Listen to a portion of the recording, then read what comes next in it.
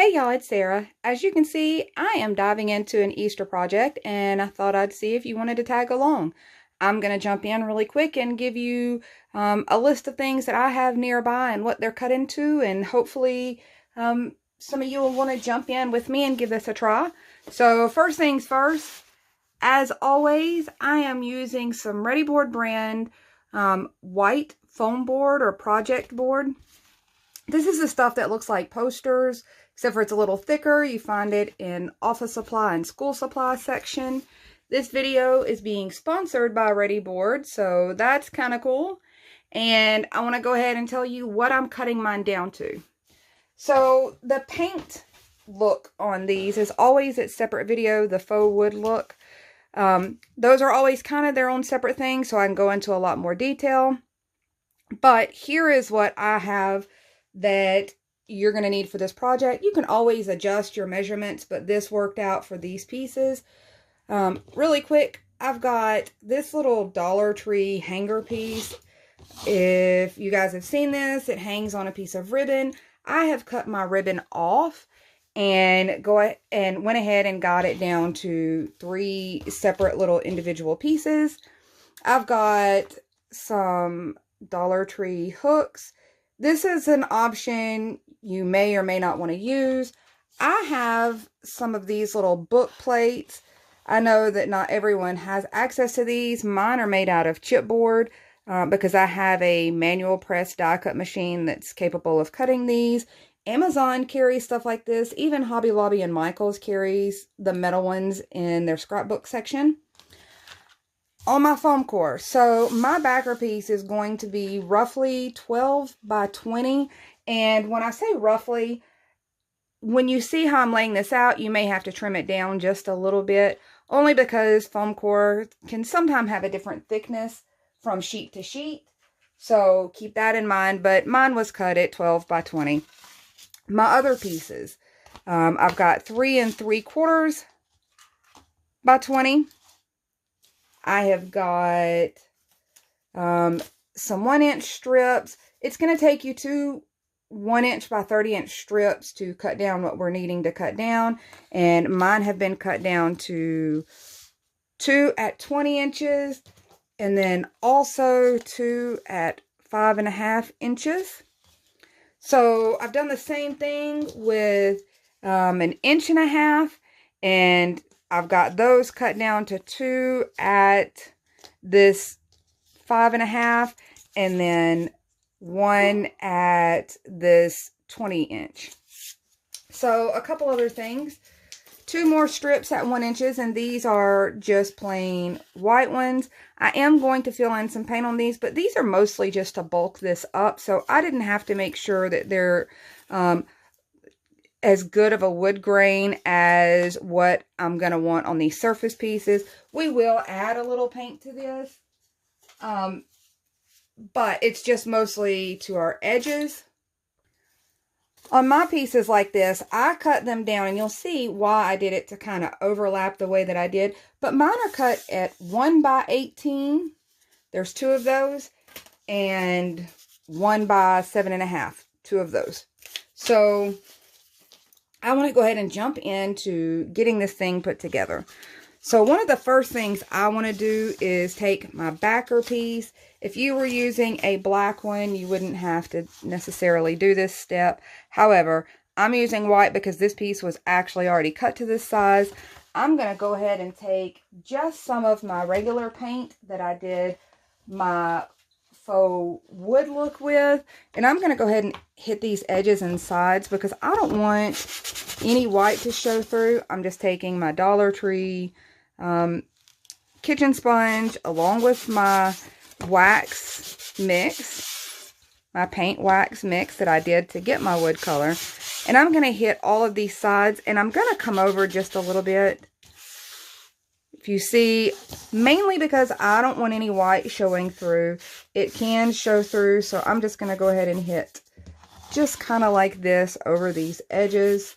If you were using a black one, you'd just have to do these very sides, but you wouldn't necessarily need to do this part right here. And we're going to do the same thing to those white strips that we're using to kind of bulk this up. So while I have this edge all drying over here, I'm going to go ahead and jump into painting my little Dollar Tree hooks. I'm going to come in and pull that tab back a little bit and trim that off because we're going to still hot glue this. And if you notice, it exposed a little of my sticky, so I'm just putting it on a scrap piece of foam core here so I can paint these really quick. And they're a little tough to cut that if your scissors aren't sticky resistant. My scissors keep wanting to stick to it. There we go. So I just kind of stuck those in place, and I'm going to come in. I have just some Waverly ink color chalk paint. I like the ink color, the kind of solid black, just because it almost gives it a cast iron kind of look. Usually I spray paint these first. I spray paint them black first and then do this. We're going to see how it goes. I've been asked if it'll hold up without the black spray paint under it, so I'm just going to see how good it does.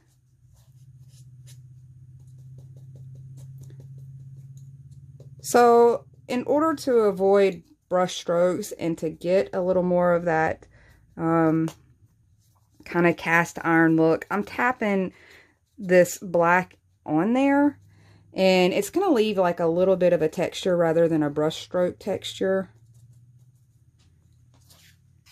And I'm just going to turn it to the side, make sure I have everything covered. Be sure to come in and look under your hook part here. You don't want that to show up.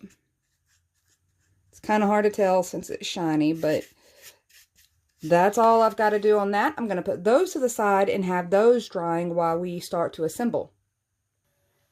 So I have my first layer of pieces out, and I'm going to show you what I meant about we don't really have to paint these, but you want to go ahead and get a little color on them so this white doesn't show through your layers. I'm coming back in with my my Waverly wax mix here, and I'm hitting the edges like we typically would.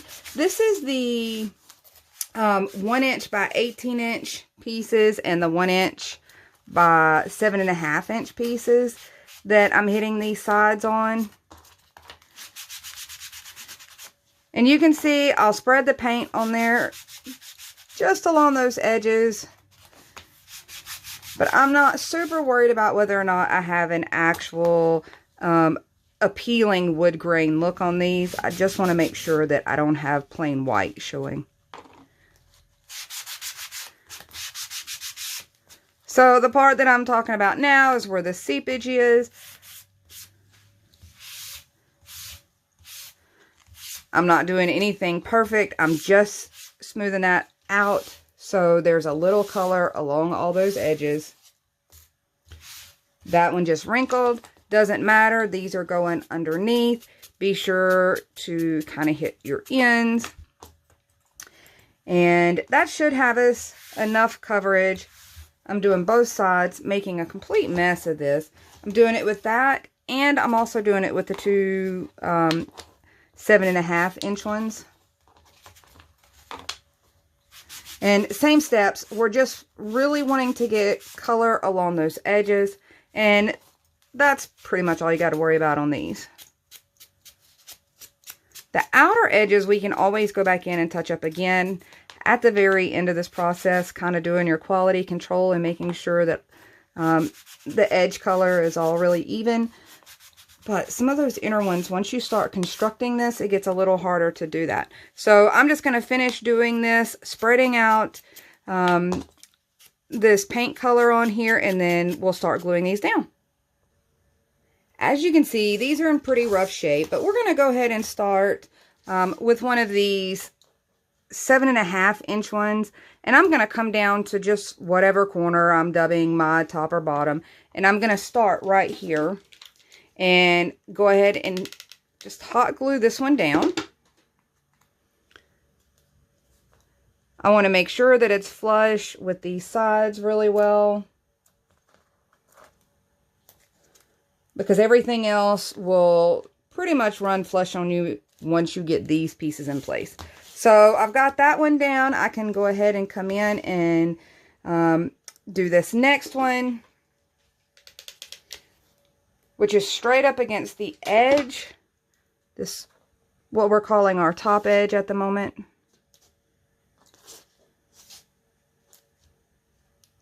I'm just kind of squishing that glue so that it glides right in place. Gonna come back around here with that 7.5 by 1 inch piece. And I'm doing it this way to bulk it up without causing any weakness. When we stack on this, they'll overlap so that there's a little more stability in our corners and things like that. So here is our next piece, but before we do that, I'm going to come in with my 3 kind of pressboard Dollar Tree pieces. Like I said, this was one sign. I just already took mine apart. And with these measurements, these things should be flushing right up against one another. Just like that. You can see it fits in there perfectly. Don't worry, we still got more steps. So I love these pieces, but I'm going to tell you the glitter fallout on these is absolutely wild. I'm taking more hot glue and really kind of covering this. Mine are a little bowed up, so I'm hoping that getting them pressed down to this backer is going to help straighten that out. Not my foam core, but my little Dollar Tree press board things. They're a little curved. So I'm going to hold that in place. Hopefully get it to really flatten out. And every single one of these, you're going to want to pretty much be touching just like this. That way we're not covering too much of the pattern when we go to put our accent pieces on here. So same thing with each one of these. I'm going to go ahead and get them really adhered down. Hopefully get them to lay a little flatter than they came from the store. And they just slide right in. It would have been cool if they'd have fit together like puzzle pieces, but they don't. My 3 pieces are now glued in place. I held them down for a good amount of time just to help flatten mine. I'm going to come in now with this last 1 by 18 piece, and you're going to see it's going to just pop right up in this little space right here. And I want to push it nice and snug.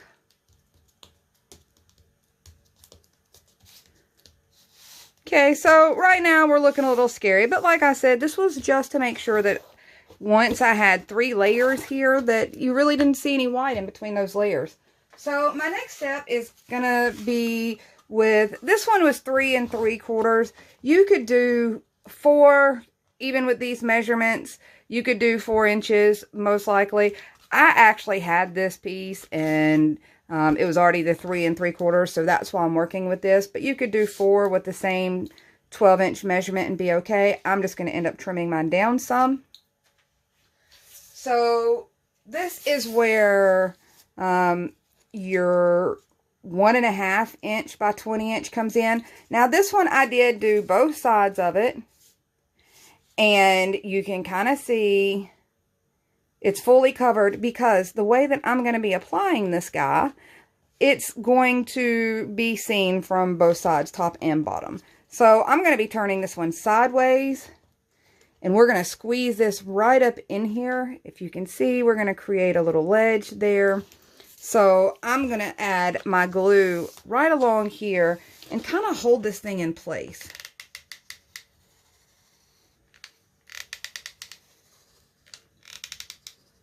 And you can see I just beaded it right up against that.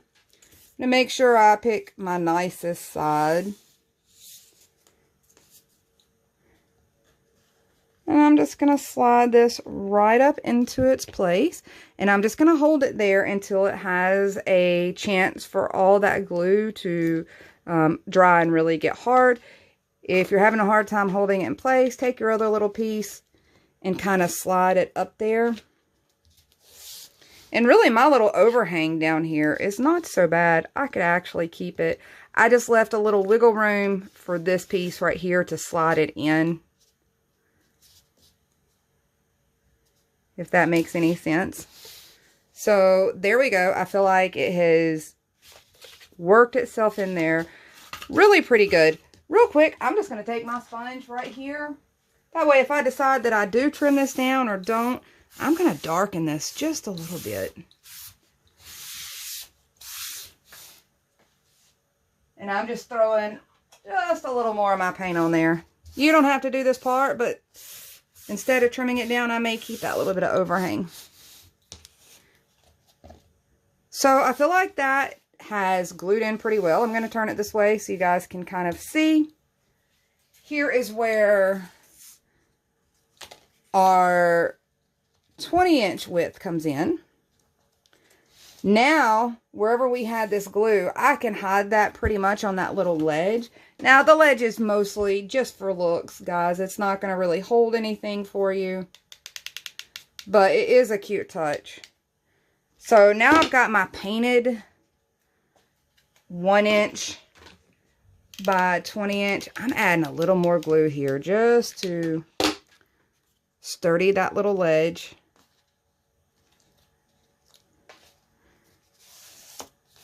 So there's that frame in place. Let's spin that around really fast.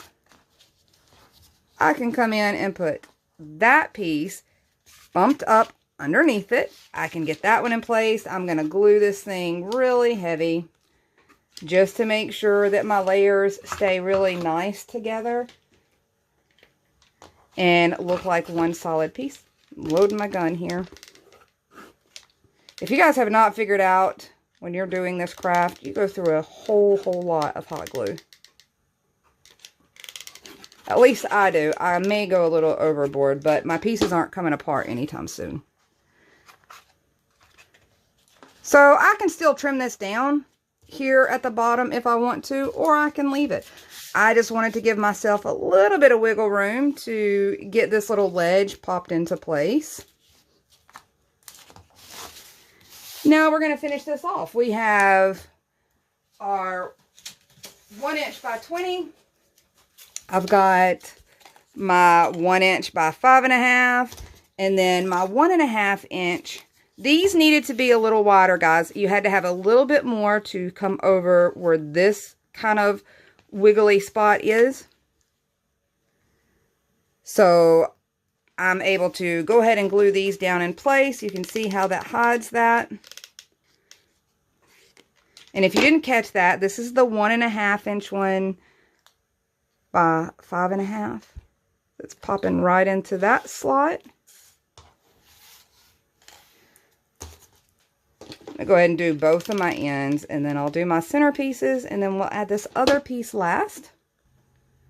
So now I'm just doing these center portions, and you can see it lines up right across. Any narrower than this, and you're not going to be able to hide the entire kind of wiggly gap there. So I'm going to slide this one down in place also. And I did these first because it made it a little easier to get all of those in place and then slide this into place at the final part. So I'm going to put the 1 by 20-inch piece here along the top. Gonna hold it there, make sure my glue is sticking nice to my edge. Sorry if I'm too far back here. Now you can see how cute that is. So I did decide that I'm gonna go ahead and trim this little ledge down. And like I said, that measurement accounted for us being able to just put this cute little shelf ledge there and have a little wiggle room in case you maybe wanted to go in and put a double layer there. You really could.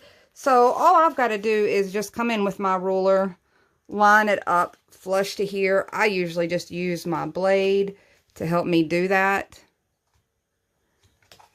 I'm going to start way up here. Make sure I'm keeping it flush. I know you guys are always shocked that I'm just using a straight blade, but there you go. That was just trimming that whole side flush. So this one I'll come in and paint. Now this is where my hooks and my other little pieces come in. And like I said, you don't have to add these. You could go any which way you wanted to. I'm going to show you really quick a couple of options. So mine are actually pretty large, these book plate things. If you have a Cricut machine or one of those, you might could do them out of chipboard and still get this look and keep it on the cheap. There you go. That's what it looks like with hooks. I'm not actually putting my hooks on there. I am just going this route for mine. I've already got another piece that happens to have the hooks. And to glue this part on, because they are so small, I'm going to be using something called Art Glitter Glue. I like this glue. It is quick adhesion. So far, I've not had problems with it damaging my surface. You have to be careful with your wet glues. I will recommend, though, when you go to pop your little pieces on, throw your ruler up there so that you can get them kind of even across. So all I've got to do now is come in, add some glue. I love this. You see how tiny of a string that allows me to do. So mine are coming up about an 1.25 inches, and I'm just kind of eyeballing it underneath the center here. Now, the last thing for me that I'm likely going to do, I'm likely going to go ahead and add a little bit more of an embellishment. So Walmart has these guys, these little carpet tacks that look like kind of some old school hammered nails. You could always use those. However, this one, you really want to have at least 3 layers thick when you're using these. I have some scrapbooking brads that work just fine. They don't need the 3 layers thick, and even if they do, I can punch them through on the back. But I am going to just add a little glue here in the little spots for my book plates. This is pretty simple and straightforward. I'm just going to take that out of the way, line this up, and pop them in. It's that simple. These won't go through on this. I did want to show you on this upper layer here. You can see there, we did have 3 layers on that. If you remember, we built that up. So for that one, these carpet tacks would work just fine. I'm going to come in and kind of just pop this right here. I'm going to take a little more of my glue and just stick under there again, just to make sure that this doesn't slide out. You should be able to go all the way in on here. Same thing around here. I'm just going to make sure that my carpet tack doesn't pop out. I'm going to pop it in place. And you don't have to do this part. This is all about adding more realism, more detail, that kind of thing. It slides in really nice. You can kind of see those details there.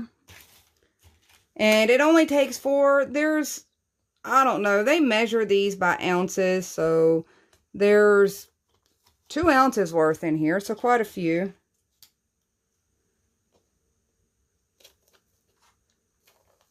I like the rustic vibe of this. You could do this with any of the 3-piece signs that Dollar Tree has like this, and really get a cute custom piece of art out of it.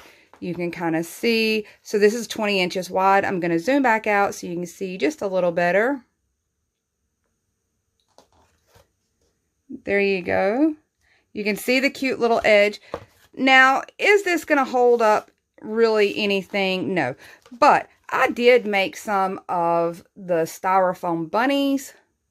So this is what I'm talking about with the styrofoam bunnies. Dollar Tree had an 8-pack of these little styrofoam ones. This one they have that real styrofoam texture. This one I painted with just plain white chalk paint. This one I painted with white chalk paint and then several coats of gloss Mod Podge. So now it looks ceramic. However, it is every bit as light as this size styrofoam would be. Dollar Tree has the little carrots. So while this ledge cannot hold a lot, something like this you could absolutely get away with. I didn't go super big with it because I didn't want to be tempted to put too much weight on it. But you can kind of see that you could totally add a little bit of decoration to it. That's all I have for you. I thought this was a really cute piece. I wanted to share being able to kind of do something with these signs that was just a little bit different. I hope that was pretty painless to you guys, and I will be talking to you again soon. I hope you get a chance to do some crafting, and bye, y'all.